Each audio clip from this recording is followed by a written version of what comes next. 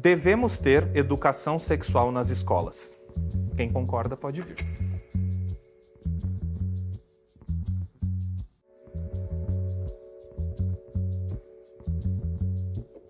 Educação sexual nas escolas é algo imprescindível, algo fundamental para as nossas crianças, para os nossos adolescentes, para os nossos futuros jovens. Por quê? Porque é a educação sexual que vai fazer com que essa criança conheça seu próprio corpo, com que este adolescente possa se prevenir de gravidez precoce, de doenças sexualmente transmissíveis e, principalmente, que crianças e adolescentes não sejam abusados, não sejam presas fáceis nas mãos de pedófilos e abusadores. Então, a educação sexual nas escolas é algo imprescindível para a saúde e para o bem-estar das crianças, dos adolescentes e dos jovens.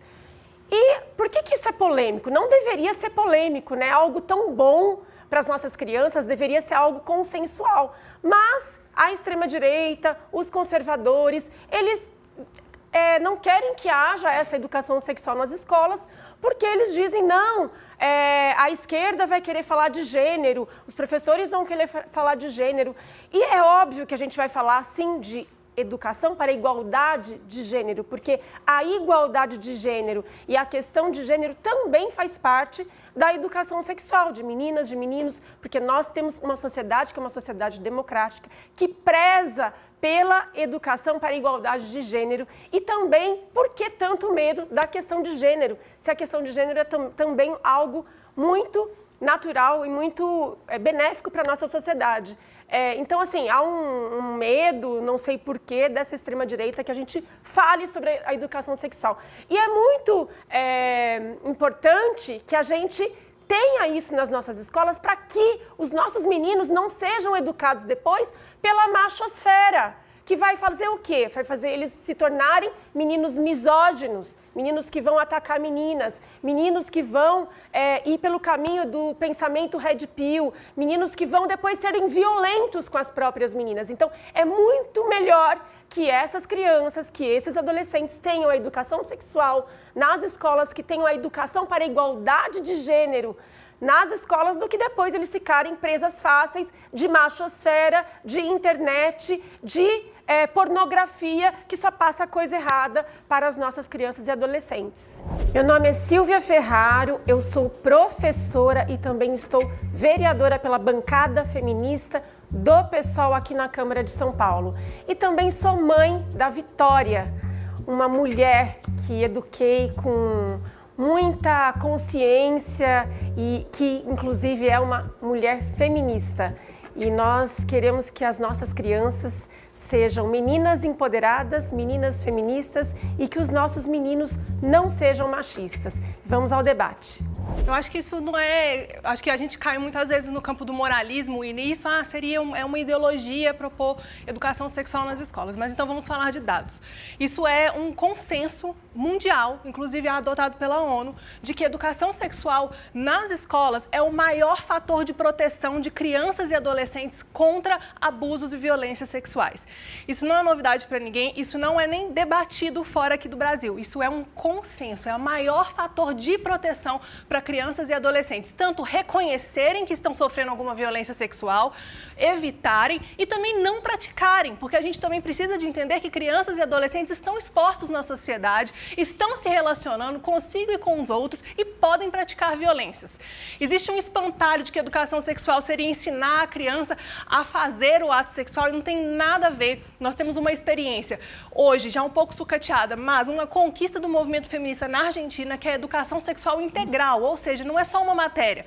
A educação sexual é inserida em todos os ramos da escola, que é muito bem sucedida e que a partir disso outros direitos foram conquistados para crianças, mulheres, adolescentes, população LGBT, porque a partir daquele ensinamento na escola, entendeu-se, aquela geração entendeu que faltava mais para a sua proteção.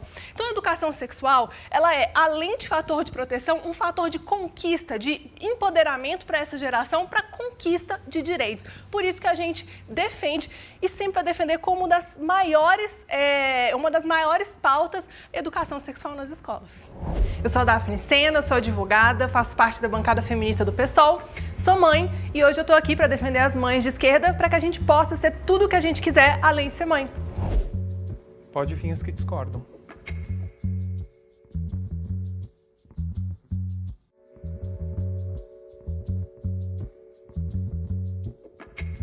Bom, eu sou claramente contra a educação sexual nas escolas, não porque eu seja contra as crianças serem conscientizadas de que o corpo delas é delas e que elas não devem deixar nenhum adulto tocá-los, mas porque a gente sabe que atrás dessa agenda, atrás, na verdade, dessas pessoas que defendem esse tipo de coisa, está a agenda woke, né? Está essa questão da ideologia de gênero, que é tão defendida pela esquerda, mas que a gente sabe que é baseada em ciência nenhuma, né? Não existe nenhuma ciência que comprove, de fato, que existe alguma distinção entre gênero e sexo. O que nós temos são apenas alguns ideólogos de gênero que fizeram experimentos totalmente frustrados. Não há nenhum experimento científico que, de fato, tenha dado certo.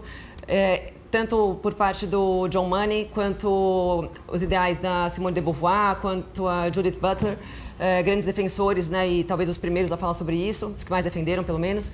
Então, não há nenhuma evidência de que haja essa distinção, ou seja, é algo não científico e é algo que não deve ser ensinado, uma vez que não é certo que exista. Até porque, se todo mundo começar a querer ser algo que se sente, o mundo está perdido, né? Alguém pode se considerar uma árvore, alguém pode se considerar um gato, um cachorro, como já está acontecendo em vários lugares do mundo. Inclusive, há casos na Europa, por exemplo, de pessoas que se identificam como pessoas cegas e elas pedem uma cirurgia, vão atrás de cirurgias para ficarem cegas de fato, porque elas se sentem cegas. Então, até onde vai essa ideologia, esse pensamento nefasto de que você é aquilo que você sente, você pode ser aquilo que você sente que você é? Então, além de não ter base científica para isso, nós temos toda essa questão de adultilizar as crianças de forma totalmente irresponsável, né? Então, hoje existe essa carga de informações sexuais para crianças que jamais pensariam a respeito de sexualidade tão cedo, ainda mais na primeira infância, pelo menos, até 7 anos de idade. Mas vamos considerar que o foco seja pré-adolescentes de 11, 12, 13 anos. Né? Se existe hoje um problema enorme de abusos sexuais na pré-adolescência ou na adolescência, com certeza não é por falta de informação, né? É por falta... isso acontece por outras questões, né? Muitas vezes é uma mãe ausente, é uma mãe que tem que trabalhar fora, é uma família desestruturada, é uma mãe que escolheu mal o seu parceiro, que se casou 3, 4 vezes, se casou com um homem que, enfim, um homem nefasto que vá incorrer em atos com os filhos dela. Então, isso não decorre de uma falta de informação, isso está mais do que claro para todo mundo. Meu nome é Pietra Bertolazzi, eu sou mãe de uma menina de 7 anos, sou católica apostólica romana e eu defendo que as crianças devam ter as suas infâncias preservadas, longe de ideologia de gênero, longe de feminismo e longe de qualquer pauta identitária da esquerda.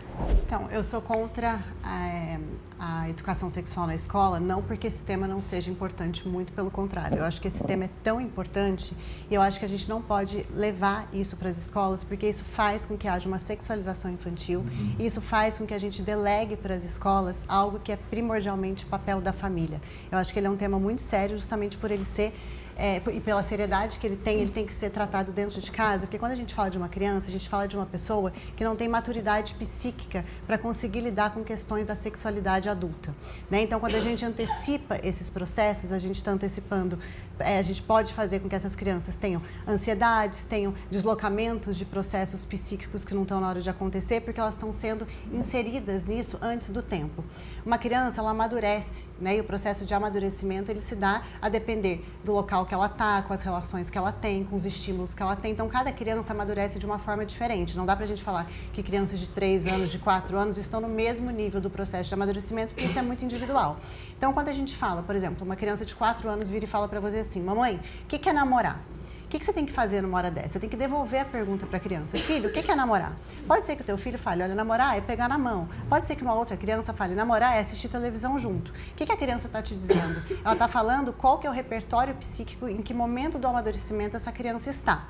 A hora que a gente leva isso para as escolas, além da gente estar antecipando um processo que nenhuma criança está pronta para falar de sexualidade infantil, a gente está falando, então, de processos de amadurecimento que acontecem em momentos diferentes. Então, eu padronizo e ensino a mesma mesma coisa, que já não deveria ser ensinada pela questão da sexualidade, e eu considero que todas as crianças estão neste mesmo ponto para absorver as coisas, e a gente sabe muito bem que isso não é verdade, né? Tanto que tem crianças que com 3 anos têm comportamentos X, outras têm comportamentos Y, porque isso depende de todo um contexto de crença, de situação familiar, de como as coisas são levadas dentro da casa dela. Então, se a gente leva isso para as escolas desta forma, a gente antecipa o processo, a gente pode gerar ansiedades lá na frente que vão gerar questões emocionais muito graves, a gente vê isso no consultório acontecendo o tempo todo, e eu acho que principalmente também a gente tira da família uma responsabilidade que deve ser da família, porque tem crenças envolvidas, tem valores, tem o momento que você quer ou não passar algumas coisas para a criança, e no meu ponto de vista, sempre partindo do ponto de desenvolvimento e de amadurecimento que ela está.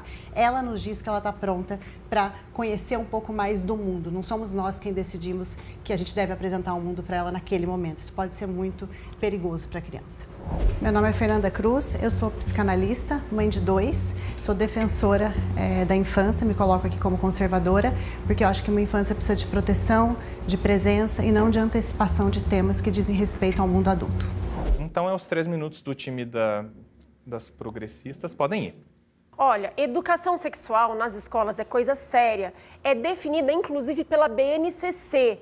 E tem idade adequada para cada tipo de linguagem, para cada tipo de conteúdo, na educação infantil, na educação do ensino fundamental, na educação do ensino médio. Não é uma coisa assim, não, vou falar para a criança de 3 anos sobre relação sexual. Não é isso. Cada idade tenha o seu conteúdo de educação sexual.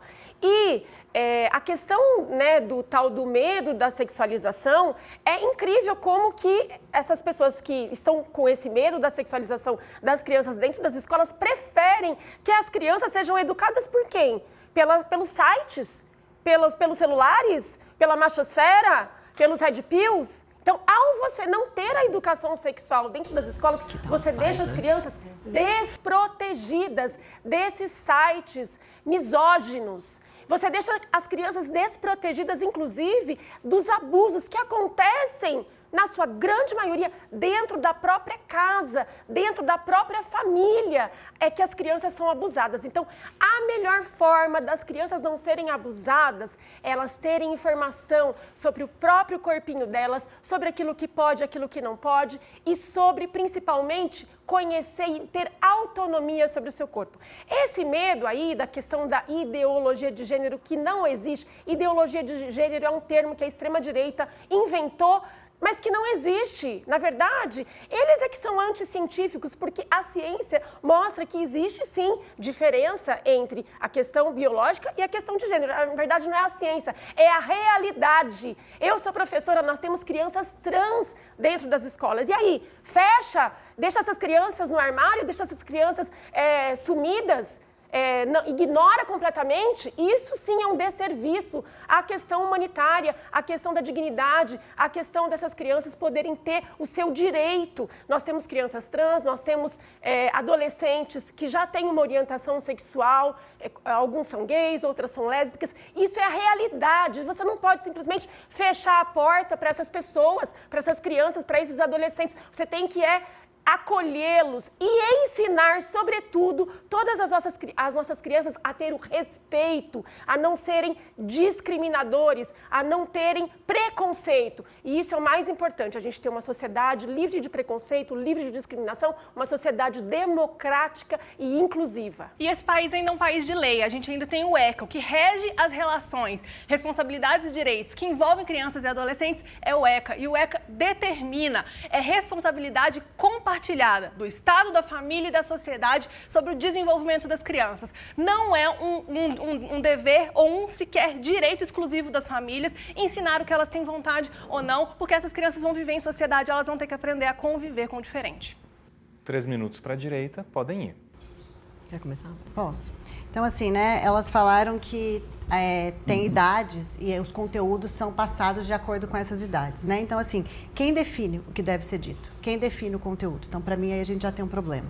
69% da população é analfabeto funcional, ou seja, as escolas não conseguem nem dar conta do básico, que é ensinar matérias objetivas, quanto menos falar de um desenvolvimento tão amplo quanto a gente fala de educação sexual, porque a gente está falando do sujeito, a gente está falando do desenvolvimento de um sujeito que é muito maior do que apenas explicar alguns conteúdos para uma criança que sequer sabe que ela existe até 2 anos de idade. A criança não tem noção dela própria. A criança, até 2 anos de idade, ela não tem o eu dela estruturado ainda. Ela começa a ter uma noção de que ela existe com 2 anos. Por isso que as pessoas falam, o terrible two. Sim, porque com 2 anos ela começa a entender que ela é um ser humano no mundo. Ela ainda estava muito conectada com a mãe antes disso tudo. Então não tem como a gente falar de um corpinho de uma criança que está entendendo que ela tem corpo naquele momento. Naquele momento ela está começando a entender que isso acontece. Sobre acolher crianças trans, né, como acolher todos os tipos de indivíduos, isso é óbvio que a gente tem que acolher e olhar para o indivíduo, né, mas no sentido de acolhimento, não de antecipar processos de pensamento que eles sequer têm condição de entender. Adultos muitas vezes têm dificuldade de entender conteúdos tão complexos como essa diversidade de coisas que a gente vive. Você imagina uma criança. Então... A Silvia perguntou, né, quem vai criar essas crianças se na escola elas não aprenderem sobre educação sexual? Bom, que tal os pais dela, né? Não seria bom que os pais tivessem esse direito básico e mínimo, né, de decidir o que eles querem ensinar aos seus próprios filhos ou não? Porque essa questão tem tudo a ver com as questões morais, com os valores daquela família, com a fé daquela família. Vamos lembrar que, muito embora, infelizmente, o Brasil seja um país laico, a nossa construção moral, civil, jurídica, inclusive, é em cima dos 10 mandamentos da lei de Deus. É um país cristão, majoritariamente, independentemente da fé de cada um, da religião que cada um siga. Então, os pais têm o direito de ensinar o que eles entendem que são os bons valores aos filhos dele. E não cabe ao Estado essa decisão. Não faz o menor sentido acreditar que um filho é mais que um filho pode ser mais, que o Estado pode mandar muito mais da criação de uma criança do que os próprios pais dela, né? Enfim. Elas trazem aí vários órgãos, né? Porque a BNCC, a ONU, isso para mim não quer dizer nada. Todo mundo sabe quem está por trás desses órgãos. Todo mundo sabe da agenda woke por trás disso. Todo mundo sabe quais são os interesses dele, né? Desestabilizar as famílias, criar confusão entre as pessoas. A Silvia também comentou sobre a ciência que comprovou a ideologia de gênero. Não existe nenhum estudo no planeta que tenha comprovado a ideologia de gênero. Como eu disse, pelo contrário, as provas são contrárias. O próprio experimento do John Money prova o contrário. Gênero e sexo estão interligados, não tem como dissociar uma coisa da outra. Bom, gente, é claro que faz todo sentido o Estado se envolver na educação das pessoas, né? É óbvio, né? Não preciso de explicar, mas eu vou explicar porque às vezes as pessoas têm um pouco de dificuldade. O Estado, ele se envolve na educação das pessoas porque essas pessoas, elas vão viver em sociedade, elas vão conviver entre umas e as outras e elas vão se sujeitar às leis desse Estado. Nesse Estado aqui que a gente vive, o Brasil, é crime homofobia, é crime transfobia, é crime racismo também. Então é preciso ensinar nas escolas que isso é crime, que isso não é opinião de uma família. A família tem sim o direito de ensinar seus valores para as crianças. O que ela não tem é o direito de vetar que a criança aprenda a viver em sociedade. E é esse o papel da escola. É por isso que nas escolas a gente defende a educação sexual e a educação para a igualdade de gênero, porque apesar de acreditar-se que ciência é uma pesquisa de um pesquisador ou outro, existe um negócio no mundo chamado consenso científico. O consenso científico, ele não é construído a partir da opinião de uma pessoa ou de um grupo, ele é construído a partir de o consenso, a concordância entre várias pessoas, referência no seu campo de estudo.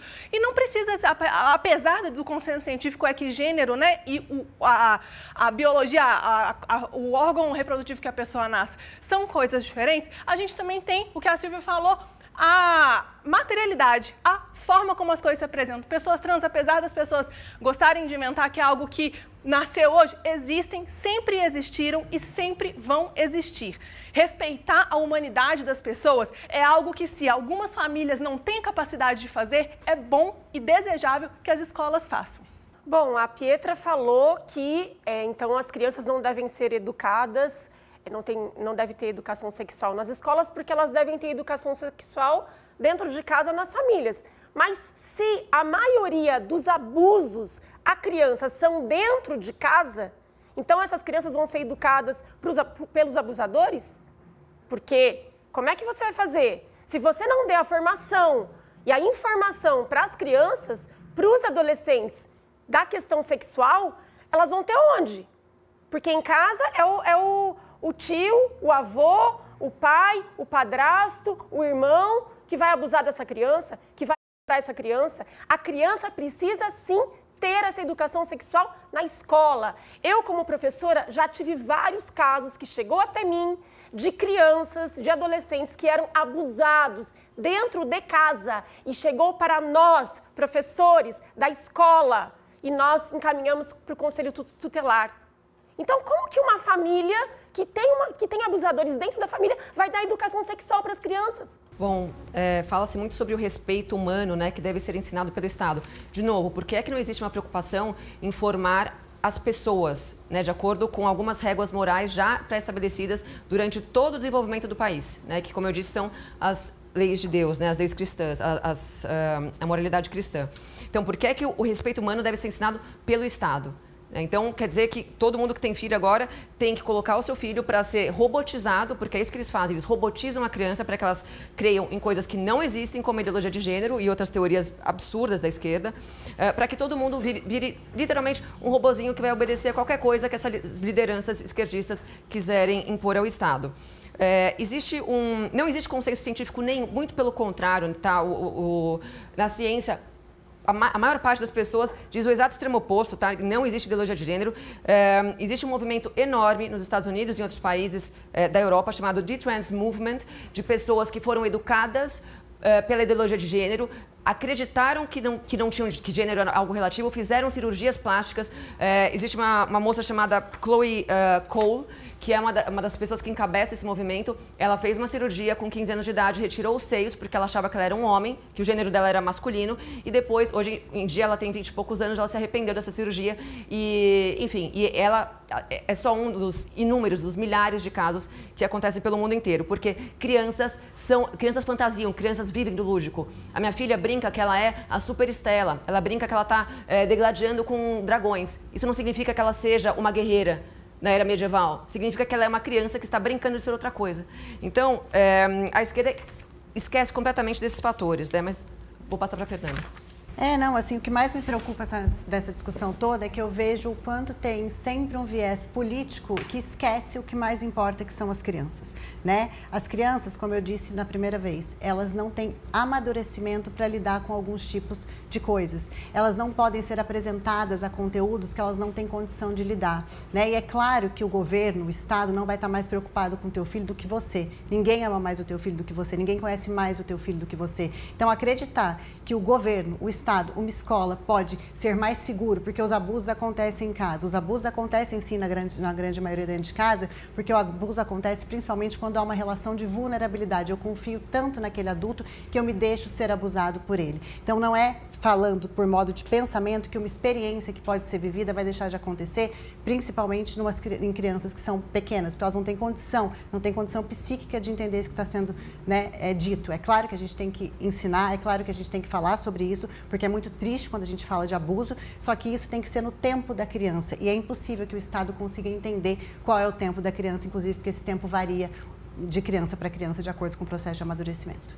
A Pietra, ela é contra as leis, porque ela acha que o Estado não deveria ser laico, ela acha que o Estado deveria ser medieval, né? O Estado é controlado pela Igreja. Segundo, ela não concorda com a BNCC, ela não concorda com a LDB, ela não concorda com a Constituição. Com que você concorda? Se a gente não tiver que obedecer o Estado Democrático de Direito, a gente vai obedecer quem? A Pietra? Pietra vai ditar o que a gente tem que fazer? Então, assim, quem que a gente vai... O Estado é uma coletividade, o Estado Democrático de Direito, inclusive, tem uma Constituição que todo mundo tem que seguir. As leis são para que todo mundo siga e elas visam o bem e devem visar o bem da coletividade. Se você não tem um Estado zelando pelo bem dessa coletividade, quem é que vai determinar o bem da coletividade? As famílias individualmente? Mas aí, se as famílias têm abusadores, então os abusadores vão deixar seus filhos em casa, porque, né, tem alguns, inclusive, que não querem nem mandar os filhos para a escola, é homeschooling, e aí esses abusadores vão ficar com os filhos lá, né, com esses filhos sem ter informação, e aí controlando todo mundo. Então, assim, é uma coisa extremamente perigosa, essas ideias que elas estão defendendo. Nós defendemos, sim, que a educação sexual e que a educação é dever da família, é dever do Estado e é dever da sociedade. Então, assim, a família não pode determinar a educação. E sem contar, né, Silvia, que quando a gente fala assim, é dever da família, a gente sabe para quem vai sobrar, né? Para a mãe, É só a mãe. Então, a mãe tem que dar conta de tudo. Ela tem que dar conta de todos os afazeres da casa, ela tem que dar conta da educação sexual do filho, da educação do seu... Ela tem que dar conta de tudo.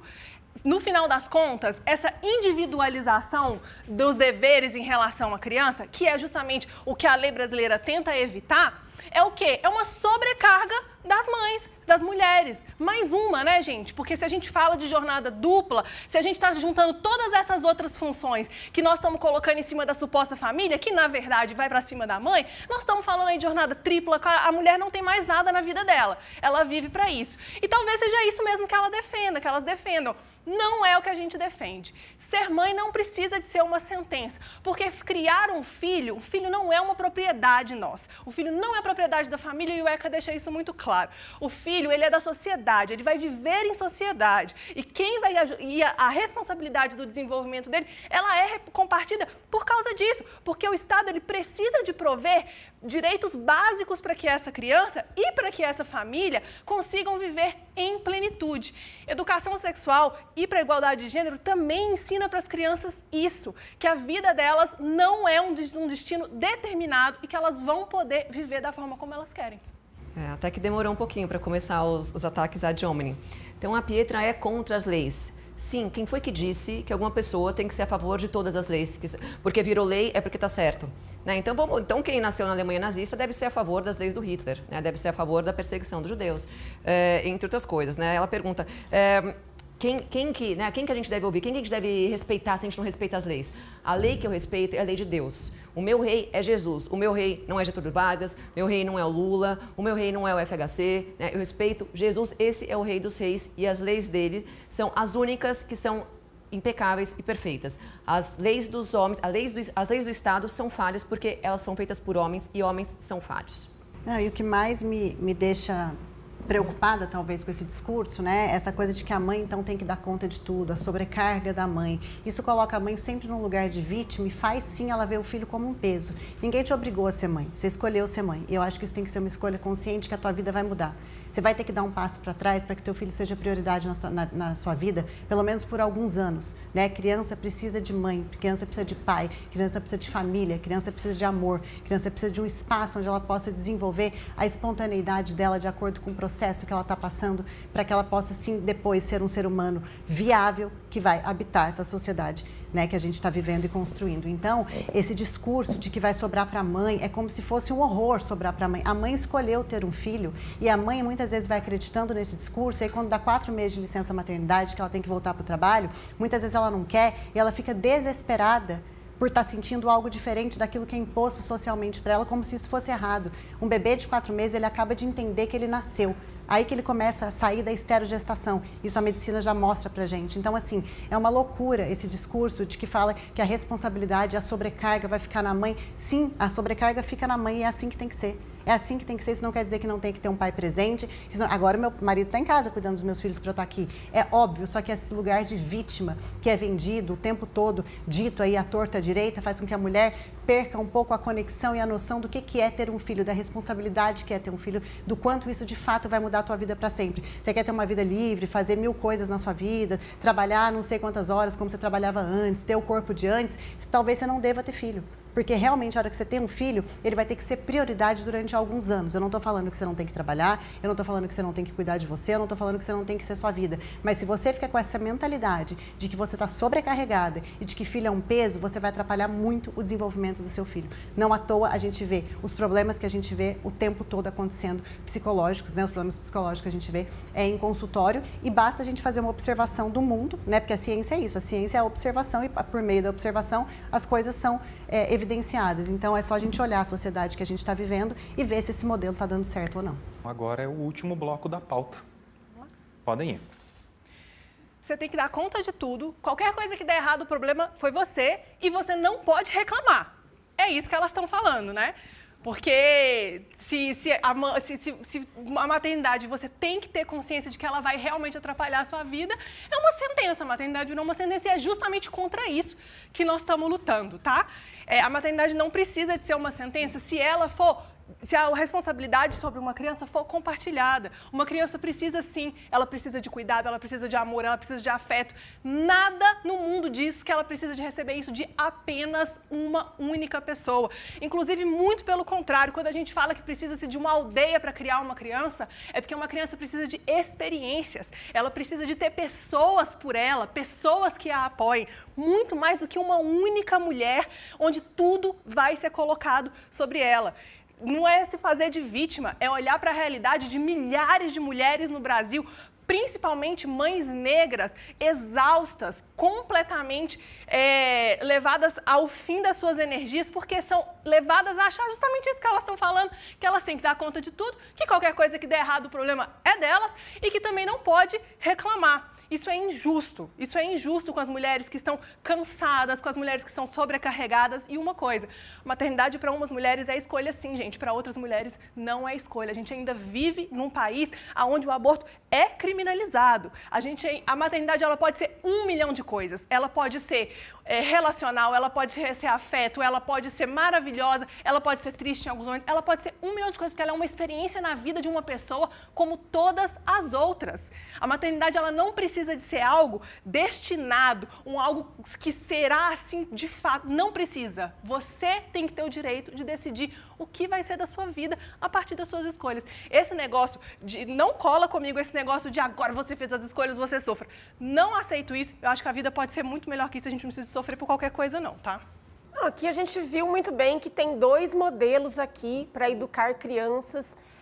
Um modelo que quer privar as crianças de informação, privar as crianças da educação sexual, privar as crianças do convívio, inclusive com a questão dos professores, dos profissionais de educação que estudaram para ser profissionais capazes de fazer essa educação sexual com as crianças, e um modelo, que é o que nós defendemos, que é que a criança tenha todos esses instrumentos para se entender, para entender o seu próprio corpo, para se proteger dos abusos, dos pedófilos, para não ter gravidez precoce, para não ter gravidez indesejada, para ter acesso a métodos contraceptivos e para ter uma consciência da sua sexualidade, né, das suas escolhas, para ter autonomia, e é esse modelo que a gente defende. Bom, a Daphne comentou que o aborto, infelizmente, ainda é criminalizado porque as mulheres devem ter direito aos seus corpos e, enfim, ela basicamente está defendendo que as mulheres não tenham consequência dos seus atos, né? Na verdade, elas estão podendo escolher o que elas fazem. E, pasmem, a consequência biológica de um ato sexual é a gravidez, na maioria das vezes, né? O ato sexual é feito para isso, né? Quando a gente fala de biologia e antropologia. E é claro que eu creio aí nas questões espirituais que eu não vou trazer neste momento à tona, mas, biologicamente falando, é muito óbvio, né? Que se você escolher por não ter o ato sexual, você não vai engravidar, acreditem, né? E ela comenta ainda... eu quero fazer um complemento ao que a Fernanda falou no bloco anterior, que é sobre o sistema, né? Como a esquerda conseguiu dominar tão bem o sistema estatal que hoje o Estado se torna, né? Ele se coloca como solução para as mães que se dizem cansadas na tripla jornada, ou seja, ao mesmo tempo que ele suscita o feminismo e diz para a mulher que ela vai se empoderar através de um trabalho fora de casa o dia inteiro, ele se coloca como a solução para criar os filhos dela. Então, realmente, é demoníaco, né? Não, o que eu quero só finalizar aqui essa parte é que, como sempre, né, a gente está não colocando a criança em pauta, porque a gente está falando de muitas outras coisas, mas aqui o ponto a Daphne falou, né, que uma única mulher, então, tem que se sobrecarregar, e a Silvia comentou, então, que só essa pessoa, eu estou privando a criança de estar no mundo. É óbvio que eu não sou a favor disso, né, é óbvio que não. O que eu estou dizendo existem processos que precisam ser respeitados. Não à toa, nós somos os únicos seres que, ao parirmos, precisamos estar perto dos nossos filhos por anos, né, não é igual uma tartaruga que pare e as tartarugas vão nadando, porque isso não é natural. Então, a gente precisa estar perto durante a primeira infância, principalmente, que a primeira infância é onde tudo vai ser construído, e na vida adulta, tudo que uma pessoa passa, a hora que a gente vai entender, é reflexo do que aconteceu lá atrás. Então, não estou falando para você não colocar o seu filho na escola, não estou falando para o seu filho não estar na sociedade. Eu estou dizendo que não há ninguém melhor no mundo do que você para poder estar perto do seu filho no momento que ele mais precisa. E, infelizmente, eu sei que muitas mulheres não têm essa possibilidade, precisam sair para trabalhar, precisam, né, dar o sustento para casa, e isso é totalmente digno, mas é uma pena a gente acabar sendo comprado por discursos de que isso é um peso então que o filho tem que ser criado por todo mundo e que tem alguém melhor do que nós para darmos conta disso. Eu acho isso lamentável. Isso é só importante ressaltar essa parte que a Fernanda trouxe, né? A gente não está criminalizando as mães que trabalham. Eu trabalho, a Fernanda trabalha. O que a gente está dizendo é que o melhor dos mundos é que a mãe possa ficar o maior tempo que ela puder junto aos seus filhos. Esse é o ponto. Se hoje a gente tem que sair para trabalhar, para contribuir com a renda em casa, são outros 500. Existe o melhor dos mundos, que é, de fato, a mulher estar em casa com os seus filhos. E não, né, ter essa ideia de empoderamento, que ela só vai ser alguém, que ela só vai ser livre, que ela só vai ser importante caso ela saia de casa, se afaste e tenha algum sucesso profissional. Pais devem ter o direito de vetar conteúdos escolares que discordam.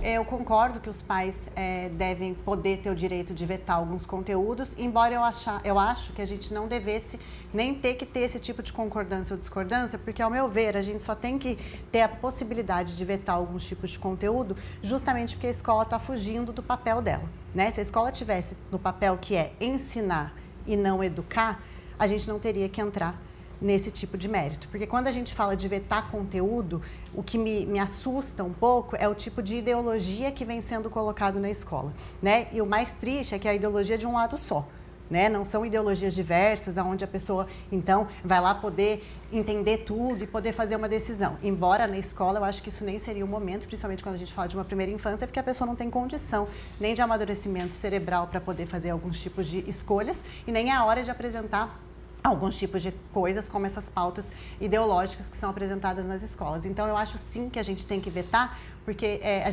eu acho sim que a gente tem que ter a possibilidade de vetar, porque, infelizmente, a escola fugiu do que ela tem que fazer, que é ensinar, não é? Eu não estou falando que tem que entrar para dar opinião sobre matemática, biologia, química, física. Agora, quando fala, né, de você pode ser o que você quiser, ideologias de gênero, né, e coisas do tipo, eu acho muito complicado. De novo, eu tenho total respeito à pessoa, né, no caso de ideologia, se identificar com o que ela quiser. Óbvio, eu vejo isso, eu vivo isso, eu tenho, né, total noção de que isso acontece. Agora, quando isso é ensinado numa escola por um viés de doutrinação, antes do tempo, sem com que haja contraponto, inclusive, de uma apresentação de todo o resto, a gente está criando pessoas para serem dominadas pelo sistema. Então, a gente perde o nosso filho, de fato, para o Estado, que é isso que, no fim, é o que eles querem. Eu acompanho o relator. Eu sou, como disse a Fernanda, né, considerando que hoje existe uma grande crise sobre doutrinação nas escolas, eu com certeza defendo que os pais tenham esse direito de vetar algumas matérias. É óbvio que, como diz a Fernanda, a gente não quer proibir que seja ensinada matemática, biologia, geografia, história, né, quando bem ensinada, mas a gente quer, sim, que os pais tenham direito a bloquear essa metodologia nefasta que hoje, né, é endossada pela esquerda, pelas ODSs da ONU, que dizem que o teu filho pode ser qualquer coisa, que diz para tua filha que ela pode ser um menino, que teu filho pode ser uma menina, que eles podem ser um passarinho, uma borboleta. Então, eu entendo que eu tenho um privilégio hoje, que é poder pagar uma escola particular para minha filha. Eu pude escolher essa escola, que é excelente, que eu tenho certeza que ela está segura, num ambiente seguro, mas a maior parte das famílias no Brasil não pode. Então, se elas não podem pagar uma escola, escolher uma escola que não esteja afogada nessas ideologias, eu entendo que no ensino público os pais devam ter esse direito, sim, de excluir as matérias que eles entendem que não sejam boas e nem verdadeiras para os seus filhos.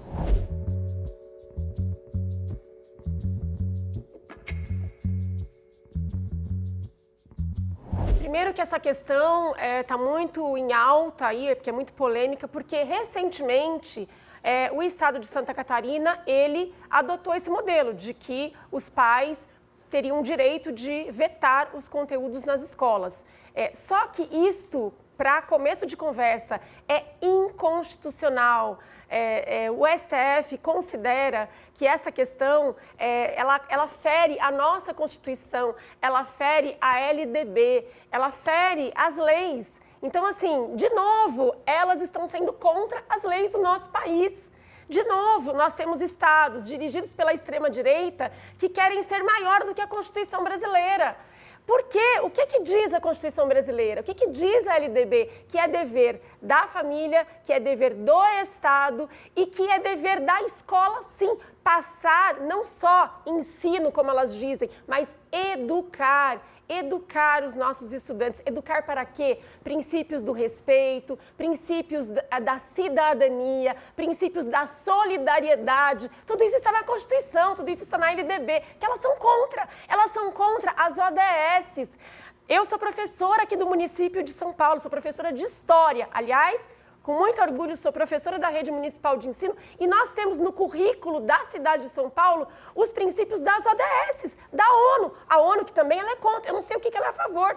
Ela é contra tudo, né? Porque ela é contra o Estado, ela é contra a ONU, ela é contra a BNCC, ela é contra a LDB, ela é contra a Constituição, né? Ela é monarquista, gente. Ela é a favor de um outro sistema monárquico que nós temos que obedecer o rei, é o príncipe. Então, assim, nós temos sim as ODS da ONU, inclusive a 5ª ODS da ONU é Educação para a Igualdade de Gênero nas Escolas.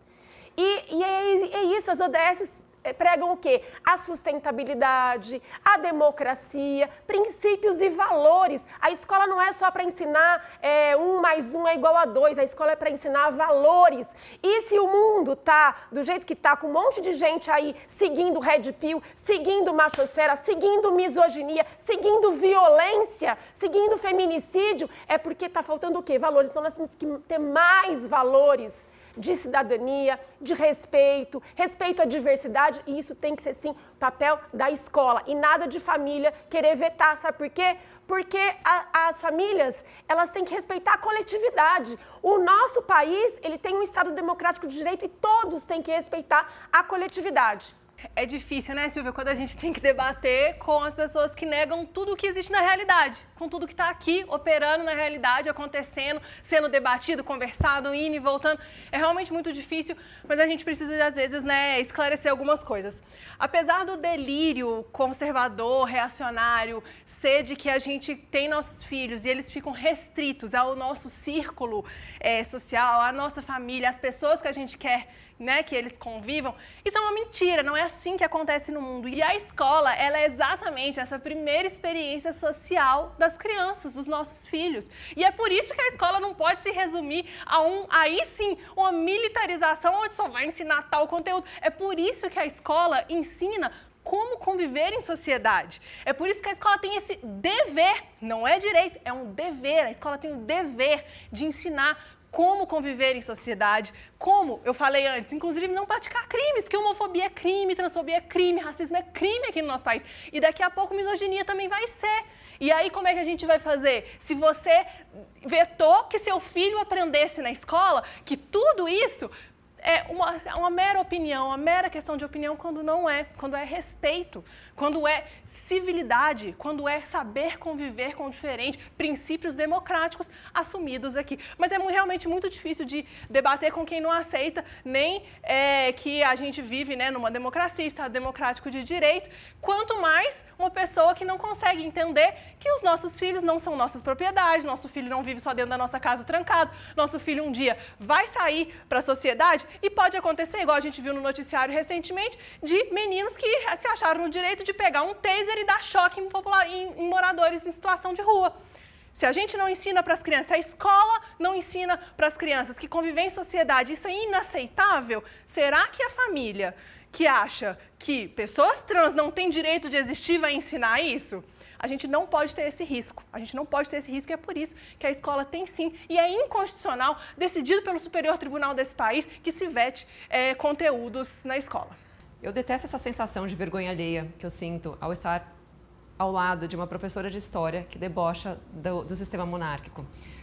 Realmente isso mostra o nível dos professores que nós temos hoje na rede pública e isso é deplorável, isso é lastimável, é uma falta de conhecimento histórico, é uma falta de tanta coisa, né, que, enfim, a ideia não é a gente trazer isso, mas eu só queria fazer esse preâmbulo. Foi perguntado aqui o que a Pietra é a favor, ela é contra a lei, ela é contra o Estado Democrático, ela é contra... eu já falei, vou repetir, eu sou a favor das leis de Deus, eu sou a favor da moral, como dizem, né, cristã, moral essa que determinou que hoje, por exemplo, não se apedrejasse mais mulheres na rua, como ainda fazem no Islã. Né? Feministas no Islã, inclusive, seriam apedrejadas caso existissem feministas no Islã. Elas não entendem isso, que por causa da moral cristã, por causa dos valores cristãos, eu não gosto dessa expressão, porque Jesus é Deus, ele é um salvador, ele não é uma ideologia, mas para colocar de uma forma mais imparcial aqui, por causa desses valores instituídos pelo próprio Cristo, é que nós hoje temos uma civilização muito superior às civilizações não cristãs.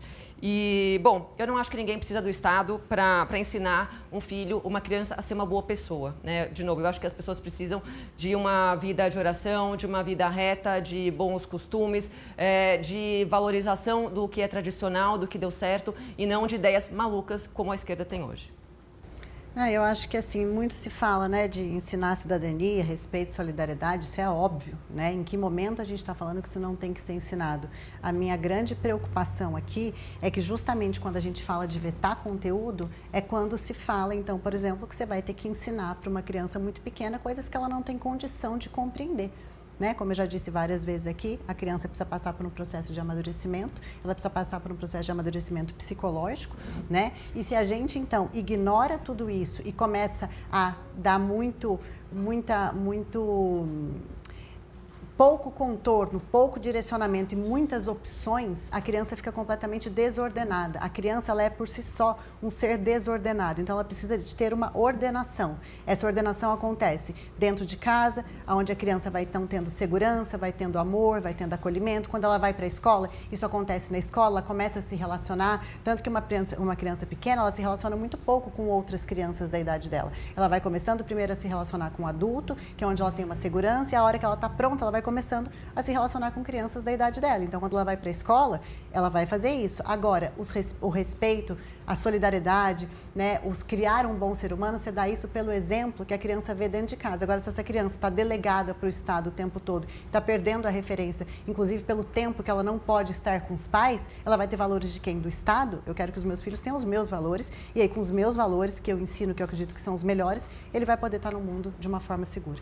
Acontece, Fernanda, que é impossível você garantir que seus filhos vão ter seus valores, porque seus filhos não são criados exclusivamente por você. Em nenhuma hipótese, nem se você pudesse vetar conteúdos na escola, porque as pessoas vivem em sociedade, se relacionam em sociedade, se relacionam com o que elas estão vivendo, e daí elas criam suas próprias crenças. Não e se está falando que a doutrinação é da escola, então você está querendo fazer a sua própria doutrinação, né? Lógico. E é engraçado como a Fernanda, ela trata a criança como se fosse um bicho. É um bicho. A criança, ela não tem, assim, nenhuma capacidade de distinção, de aprender coisas, de nada, de desenvolver relações, de desenvolver suas próprias formas de lidar com o que ela está vivendo no mundo. Ela é, até não sei que idade ali na cabeça dela, um bicho que está ali, que a gente tem que estar ali perto, né? Quando muito pelo contrário, né, gente? Meu filho, que é um orgulhoso usuário do Sistema Municipal de Saúde, do Sistema Municipal de Educação, desde que ele é criança, que tem um currículo, por graças à luta dos professores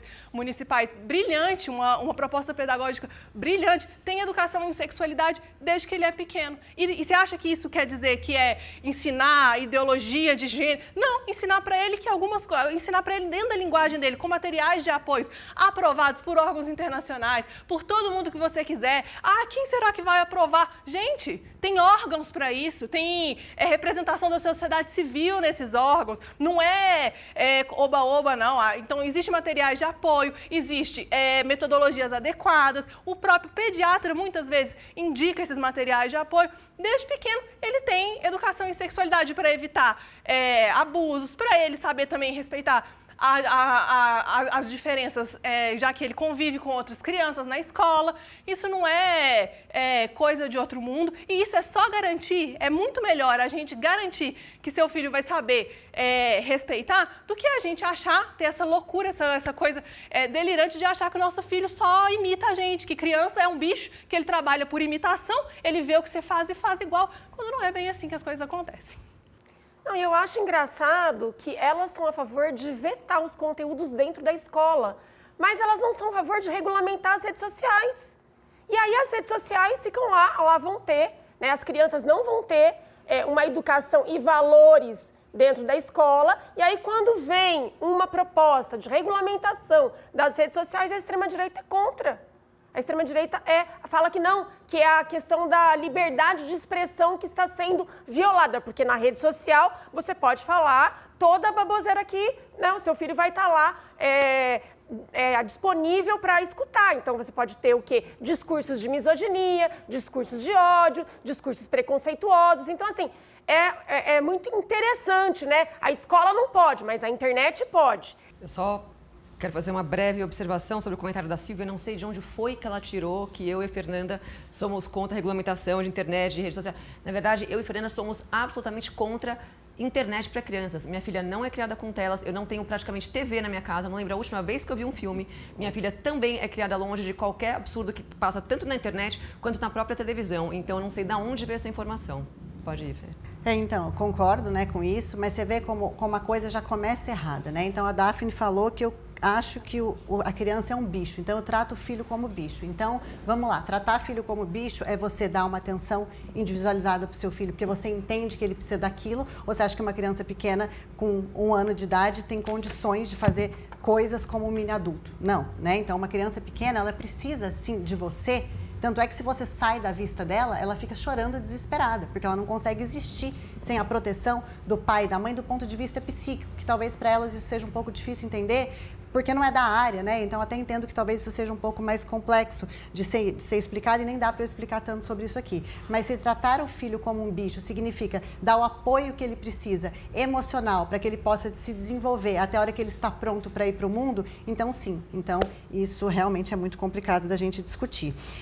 Colocar uma criança na escola versus uma regulamentação de rede social, que é o que a Silvia citou, né? Ninguém falou isso, mas de fato, eu parto do princípio que eu sou uma mãe que estou ali, que estou presente, que estou preocupada com a educação do meu filho, que estou preocupada com os valores que eu vou passar para o meu filho e por isso eu não deixo ele exposto a telas. Então, pensar em regulamentação de rede social é uma coisa que nem passa na minha cabeça, porque o meu filho não tem acesso a telas. Mas o discurso de lá vai ser: coitada dessa mãe, como que ela vai dar conta de tudo sem dar tela, sem colocar o filho na escola? Pois é, coitada dessa mãe, né? Uma mãe totalmente fragilizada que não consegue dar conta de criar o próprio filho. Antigamente as mães tinham 7, 8, 9 filhos, não davam tela, criavam tudo isso de filho e dava tudo certo. E ninguém virava feminista. E ninguém virou feminista por causa disso. Então, assim, é impressionante essa coisa de achar que, de fato, qualquer coisa fora da família vai ser melhor para o seu filho do que a família. De novo, não estou dizendo que a criança não vai para o mundo, é óbvio que vai. O meu filho de 4 anos foi para a escola agora, porque agora ele está pronto para começar a ter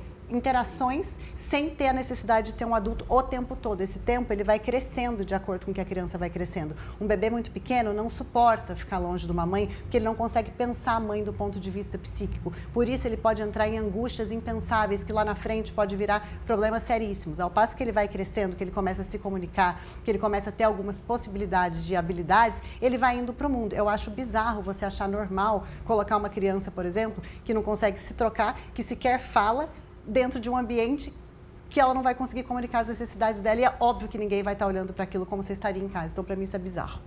Então, nós temos que educar crianças para ter autonomia. O que é ter autonomia? Autonomia é você discernir as coisas boas, as coisas ruins, as coisas que fazem bem para o ser humano, que fazem bem para o coleguinha, que fazem mal para o coleguinha. E essa autonomia, ela só é possível se você coloca a criança como um ser crítico perante o mundo, perante a sociedade. Se você simplesmente tira da criança, né, isola a criança, não dá acesso a filme, a televisão, a celular, a nada, sem problematizar as coisas para essa criança ela vai ficar privada, ela vai ficar privada das informações, de tudo. O que nós precisamos é fazer com que essa criança problematize as coisas, que ela veja as coisas e fale: não, isso aqui não é bom, então isso aqui eu não quero para mim, isso aqui eu não quero para o meu coleguinha.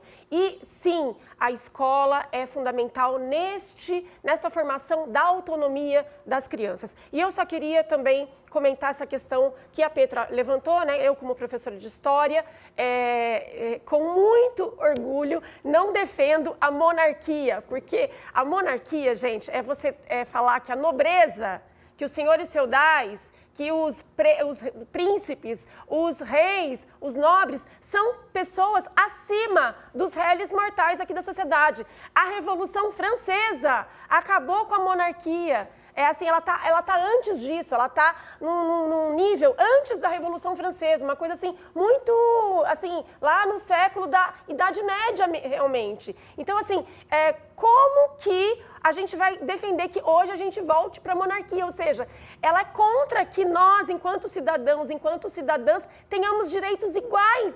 Porque quem é monarquista não defende que todo mundo é igual perante a lei. Defende que o rei, que o príncipe, que o nobre é mais, que eles têm mais direitos do que os réis mortais. Então, eu realmente sou absolutamente contra a monarquia. Eu fico até abismada de ter pessoas hoje defendendo a monarquia, porque o mínimo que a gente tem que defender é direito igual para todo mundo. E todos os cidadãos e todas as cidadãs, inclusive os governantes do Estado, têm os mesmos direitos perante a lei. Isso é a Constituição brasileira. Então, assim, eu não sei também que ela fala assim, não, minha lei é a lei de Deus, é a lei de Jesus Cristo. Mas Jesus Cristo era a favor da monarquia? Jesus Cristo era a favor do Império Romano? O Império Romano que o assassinou? Como que é isso, gente? Eu não sei. Eu acho assim, a gente está vivendo num momento em que a extrema-direita tá realmente delirando, tá defendendo coisas assim absurdas. Então vamos voltar para o tempo da Idade Média, em que as mulheres eram queimadas na Inquisição, porque as mulheres eram queimadas vivas durante a Inquisição, que inclusive o próprio Papa pediu perdão de todos os crimes que a Igreja cometeu no momento da Idade Média que ela defende. Pode. Bom, a monarquia não acabou com a Revolução Francesa, né? Se tivesse acabado, a princesa Isabel não teria assinado a Lei Áurea, né, no Brasil há pouco mais de 100 anos. Então, vamos lá que, além de... Bom, assim, é que não dá nem para começar a entrar nesse assunto, porque o assunto não é monarquia aqui. Mas, enfim, na monarquia não existia ideologia de gênero. Na monarquia, menino era tratado como menino, menina era tratado como menina. O Estado não interferia tanto na educação das crianças como se interfere hoje no governo, no Estado democrático de direito, né, como elas gostam de defender. Na monarquia feudal, como elas tanto debocham, as pessoas tinham muito mais livre-arbítrio, muito mais liberdade para educar os seus filhos com bons valores, né, numa reta moral. E também o movimento MGTOW, que elas tanto criticam, né, porque a criança vai crescer influenciada pelos MGTOW, pelos macho não sei o quê. Bom, sinto-lhes informar que o movimento MGTOW nada mais é do que uma resposta a um problema que vocês, feministas, criaram. E passo para a Fernanda. E eu, como sempre, aqui pensando do lado da criança, né? Eu não lembro se foi a Silvia. Alguém tem que falar sobre as crianças. Se foi a Silvia ou a Daphne que falou, acho que foi a Silvia, né? Então, que a gente precisa, sim, inserir a criança no mundo, né? Então, que ela precisa ter contato com tela, com televisão, com problemas, para ela ter um senso crítico. Isso é óbvio que um ser humano tem que ter um senso crítico, né? Coisa que falta hoje em dia, inclusive, na sociedade. Só que uma criança, até 7 anos de idade, ela está mais no mundo da fantasia do que no mundo da realidade. Você sabia disso? Então, uma criança, ela está mais no mundo da fantasia. Como é que uma criança que está mais no mundo da fantasia vai poder ter algum senso crítico? Você não precisa estudar para você perceber isso, é só você olhar uma criança. Uma criança, ela fala que ela quer A, passa 1 minuto, ela fala que é B, depois ela fala que ela quer o A de novo. Por quê? Porque ela não consegue ter essa organização por uma questão de amadurecimento psicológico, ela não tem essa condição. Então, achar que uma criança tem que ter essa exposição, essa educação positiva, então que ela pode olhar, analisar, escolher. Nem adultos hoje em dia conseguem fazer isso, o vídeo que a gente está vendo aqui. Então, assim, achar que uma criança tem condição de problematizar, uma criança, sim, ela tem que ser criada para estar na sociedade, para estar no mundo, para poder debater, para poder pensar, né, de uma forma coerente quando ela tiver um cérebro amadurecido para isso. Antes disso, somos nós pais e a escola, no dado momento, que vai podendo contribuir com isso. Não à toa, a gente tem a maioridade, né? Quem responde pelos filhos até os 18 anos de idade? Somos nós, porque eles não têm capacidade ainda de responder as coisas por uma questão também de amadurecimento. Então, se eles pudessem ser tão autônomos nesse sentido que está sendo colocado aqui, óbvio que eu defendo a autonomia, mas se pudesse ser nesse sentido, nós não precisaríamos responder por eles. Aliás, eles poderiam nascer e logo para a sociedade dar conta de viver, né, como seres independentes. Então, é obviamente que você olha para a realidade e você entende que isso não faz o menor sentido. E isso não é delírio, muito pelo contrário, isso é olhar para a realidade, coisa que o lado de lá é quem não faz. Bom, gente, eu tenho muito respeito pela psicanálise, mas a Fernanda, ela representa um momento da psicanálise extremamente ultrapassado, assim, que tende muito, né, tende para eu ser bem delicada, né, mas geralmente vai por um lado da misoginia, de colocar a culpa sempre, né, na mãe, na mulher, na pessoa, né, que está ali fazendo a tarefa dos cuidados. Eu, francamente, gosto muito mais da linha psicanalítica seguida e indico para todo mundo que está aqui assistindo buscar a Vera Iaconelli, ler um pouquinho sobre o que ela fala sobre maternidade, sobre isso. Criança, gente, é óbvio que a criança ela tem a capacidade reduzida de acordo com a sua idade, né? Mas também é óbvio que a criança, ela se relaciona e ela responde às coisas que ela está relacionando, né, no mundo. E é claro que quando a gente está fazendo propostas aqui de conteúdos, de ensinamentos, de coisas que essas crianças vão ser expostas e absorver, nós não estamos falando para conversar como se ela fosse um adulto. Ninguém falou isso em nenhum momento, apesar, né, da retórica tentar transformar nisso. A gente fala aqui de coisas, né, de que o ensino, ele seja, sim, correspondente à idade, né, à idade mental, as capacidades daquela criança, né? A escola, os profissionais de educação, todo mundo envolvido no ambiente escolar, eles são formados para isso. Eles são formados para isso. É muita, na verdade, arrogância de alguns outros profissionais acharem que só eles têm a titularidade de entender o que uma criança tem ou não capacidade de absorver, né? Isso é de extrema arrogância. Eu nunca vou ser favorável a vetar conteúdos na escola, por mais que, inclusive, fossem conteúdos que talvez eu não tivesse concordância. Porque eu acho que a criança, ela aprende ali na escola e aquilo não é doutrinação, gente. Porque não é possível fazer isso. A criança, ela convive em sociedade, ela vai ver outras pessoas falando outras coisas, ela vai relacionar aquilo às experiências dela, que são únicas, sempre serão únicas, e ela vai formar suas próprias opiniões. Doutrinação é querer manter a criança trancada em casa, ouvindo só o que pai e mãe têm para falar.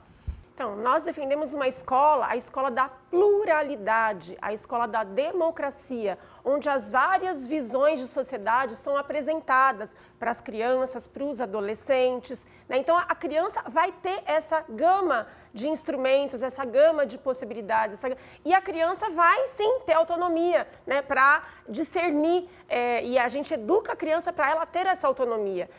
Isso, gente, é democracia. O modelo de educação que elas defendem é um modelo autoritário, porque é só os valores delas que servem. Outros valores, então, por exemplo, a gente teve o caso aqui em São Paulo de uma escola em que o pai não queria que as crianças tivessem acesso às religiões de matriz africana. Ou seja, não é que a escola estava ensinando a religião de matriz africana, a escola estava dizendo, existem outras religiões, existe a religião budista, existe a religião de matriz africana, existe a religião cristã, mas tem várias religiões e todas têm que ser respeitadas. Essa é a escola plural.